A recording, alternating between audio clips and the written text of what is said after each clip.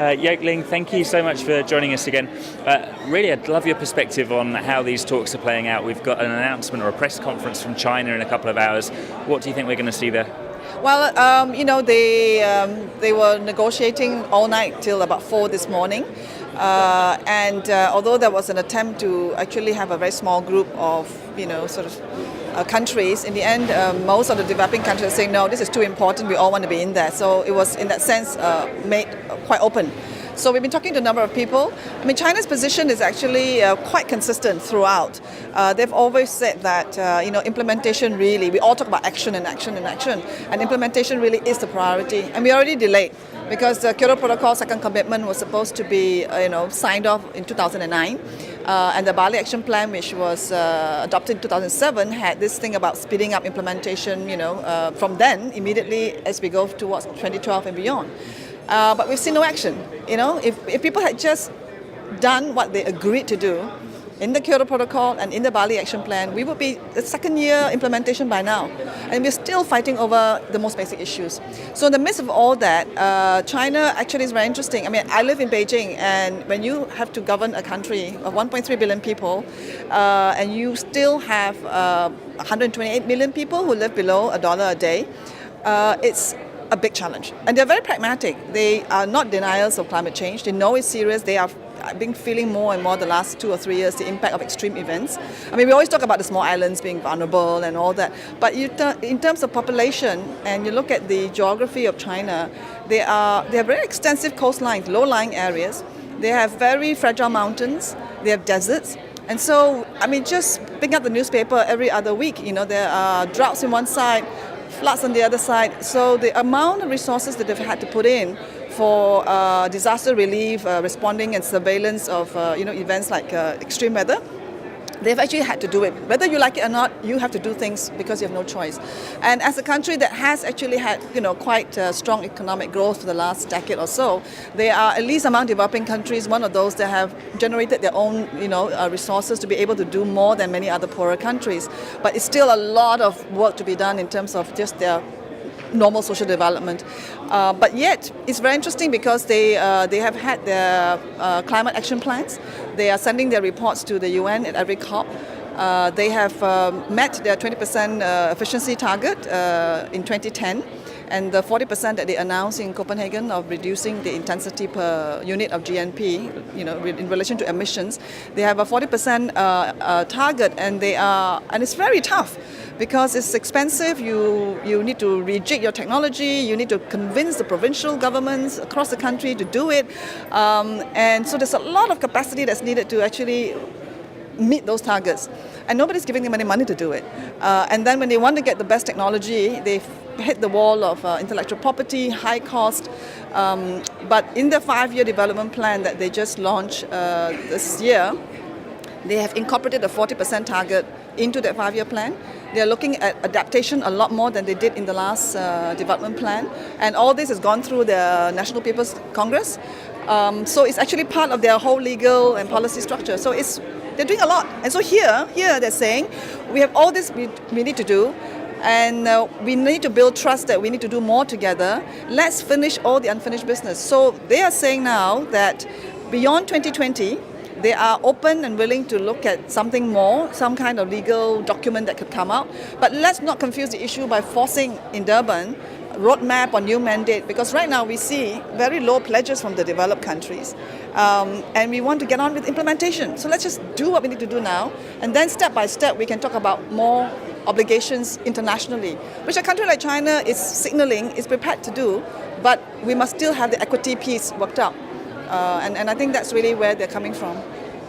Given the positions of other countries at these international talks, wouldn't the pragmatic thing for China to do would be to accept some kind of international legally binding agreement in order to pull other people forward? Well, this is the thing, when you listen to the EU talk or some of the other developed countries, it's as if we have no legal obligations now, and that's not true. We actually have 2 treaties. We have 2 legally binding treaties. The problem is that these 2 treaties recognize that that developing and developed countries have different types of obligations because of the historical responsibility and the ability or lack of ability to take those necessary actions. That's why we have international cooperation. They don't like that sharing, that fair sharing of burden. And so they want to rewrite the whole thing, thinking that countries like China and India and Brazil should be treated the same as the EU or the United States.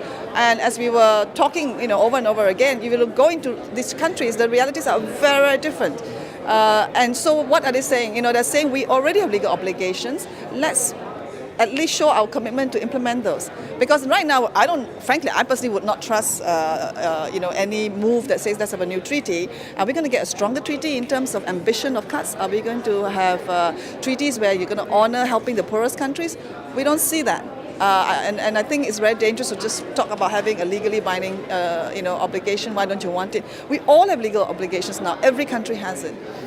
Connie Hedegaard this morning in a press conference, though, was very clear that this common but differentiated responsibility would be maintained in a new agreement if one could be found. So she's not asking for China and the US to be on a par in terms of their cuts, is she? Well, actually, there are different people talking about different things. Now, the EU is saying that in many of the different negotiation rooms, this is coming from not just the EU but all the developed countries, that the concept of common but differentiated responsibility is dynamic. So there is a move to reinterpret that. And we've heard it actually, it's not even, trying to read between the lines. They've said it in the negotiations in the last 2 or 3 years that we must begin to differentiate, not just between developed and developing, but among developing countries. And they are looking at different levels of obligations. Now, that's not to say that among developing countries, those who can do more shouldn't do more. The reality is those who can do more are doing more. And I think China is a very good example.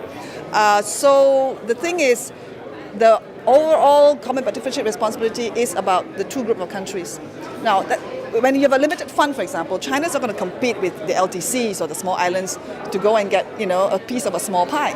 In fact, they are also beginning to do South-South cooperation, right? So they're not asking to be treated the same as Malawi or the Maldives, but they're saying that the overall responsibility of sharing has to be on an equitable basis. Yeah. But why the reluctance to differentiate between China, India, and the likes of some of the less developed countries here? Because there's a reason it's called G77 plus China, and that's because China is different. Like it looks. That's historical because China wasn't part of the UN for a long time, and so when the G77 was set up, China wasn't a member of the United Nations.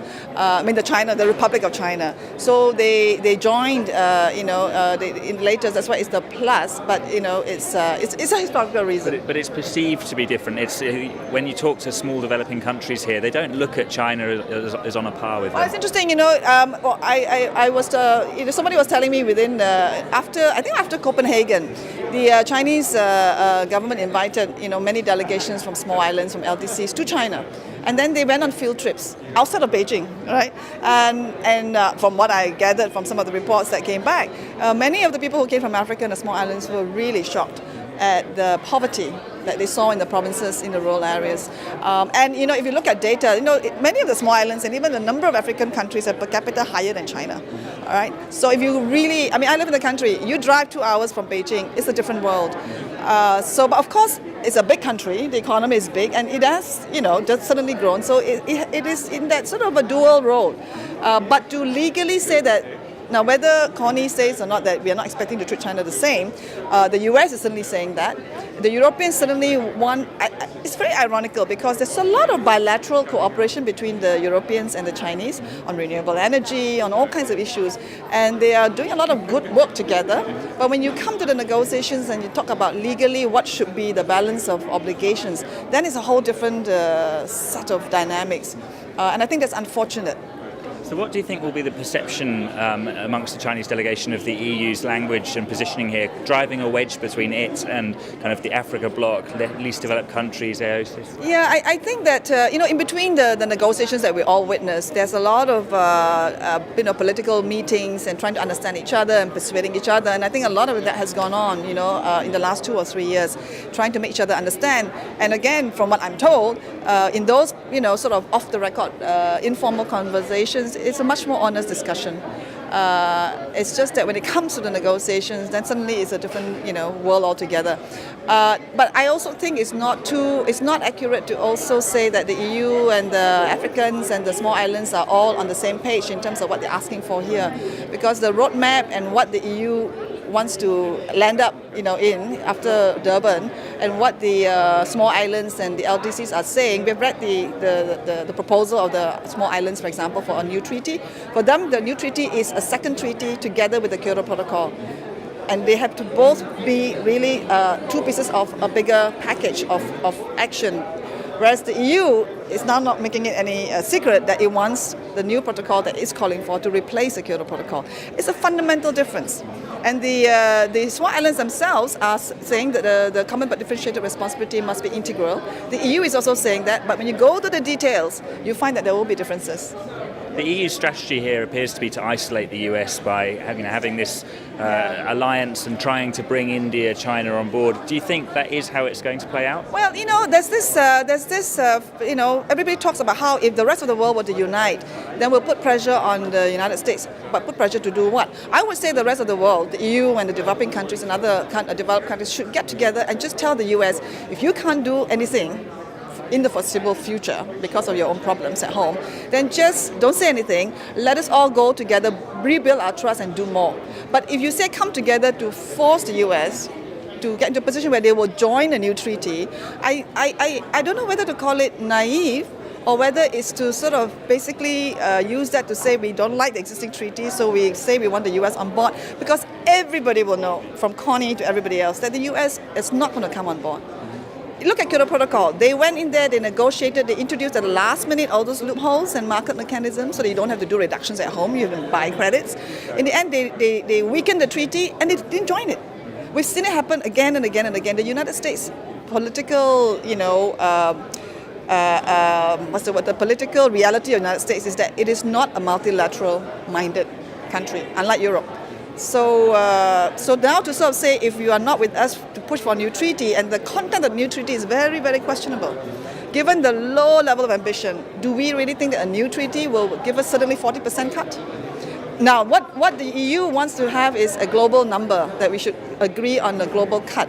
But if we don't work out, as we were talking in our press conference just now, if we don't work out the fair and equitable sharing of the responsibility, if today we agree on, let's say, 50% cut by 2050, and the EU says we are prepared to do 80%, who is going to cut the remaining 20%? And then we're talking about a peaking year of maybe 2015 where you have to cap and then go down. Most developing countries are so poor, including China. You're telling them stay where you are because you can't emit anymore? It's that working out the numbers, it sounds good, 50%, I cut 80% in Europe, but the 20% means, and we've done calculations together with South Centre, it means that per capita in countries like China, Brazil, and then may work out differently for other countries, or even Tanzania may have to cut, but maybe cut less. From what you have now, maybe 60, 70, 80% cut per capita, everybody in developing countries, of course you can have a differentiated sharing. It's ridiculous. I'm sorry. And Yoke Ling, just finally, this time tomorrow, how do you think you'll reflect on this conference? This time tomorrow, I'll be lucky if I know my own name. I think that there are a couple of things which are going to be the test of faith and trust. One is the global fund, the global green fund that's going to be. We were expecting that would be at least put into operation here. Now we don't expect to see any money there. Frankly, it's not about the money. It's about the fact that it took us so many years to fight, and we supported it as civil society, North and South, that we must have a fund that's independent, that's transparent, under the convention in the UN style, and not the World Bank or even the Global Environment Facility, which is basically the World Bank. But yet all the money that we have seen coming in, whatever there is, has gone to the World Bank or to the GEF. In some of the funds of the convention, like the Adaptation Fund, the Least Development Country Fund, whatever little money there is actually, the operating institution is the GEF, for example. And country after country, you will hear the Africans, the small islands, frustrated, disappointed, really appalled that when they try to do adaptation plans, they do their plans again and again, and the money is so slow to come. But the developed countries, the donor countries, like those institutions because there, your voting power depends on how much you put in, all right? And so we've had this fight. Now, until last night, until 1 in the morning, the last issue outstanding is who should be the interim secretariat to help the set up the fund. Now, the bank is already the temporary trustee for the next 3 years, maybe, because we still have to fight that out, right? Whether it will stop being the trustee after 3 years, then we can go for an open bidding and all that kind of thing. We don't know, because the US only wants the bank.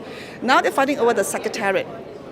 Every developing country, every one of them last night said, we do not want the GEF. We want either the UN Secretariat or the UN office in Geneva. We want the UN to be the secretariat, because we agreed we will have an independent secretariat for the fund. And for us, independence means the UN. All the developed countries want the GEF. So this is the last point. All right, it's a matter of principle, because we have so much experience in the South with the World Bank and anything to do with the World Bank, and this is a fund we do not want to see, go that way. Will we have a fund at the end of tomorrow, so that we can at least announce to the world that there is one thing that has come out, a global green fund with no money, by the way? Will depend on whether it's going to be the World Bank or the United Nations. That's going to be the mode of conducting our one single, maybe, success story from this conference. Yoke Ling, thank you for speaking to us.